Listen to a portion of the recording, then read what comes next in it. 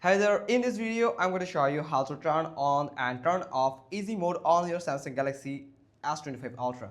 First you have to go to settings, now scroll down and you will find display. Tap on it. Now from here at the bottom side you'll find easy mode. Tap on it and here you will find easy mode and with a toggle button. If you tap on this toggle button, it will turn on easy mode for you on your Samsung Galaxy S25 Ultra, and it will increase the text size and bold the text size, and it will make all the apps icon larger, and something that can help you to access this phone for any type of make it easy to access this phone, like you will get this bold icons, bold text and bigger text size to get a better look on it if you have any eyesight problem.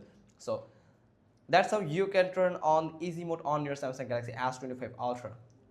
Hope you got this. If so, then give us a thumbs up. Don't forget to subscribe our channel, click on the bell icon, and we will get back to you soon with another informative video. Thanks for watching. Till next time.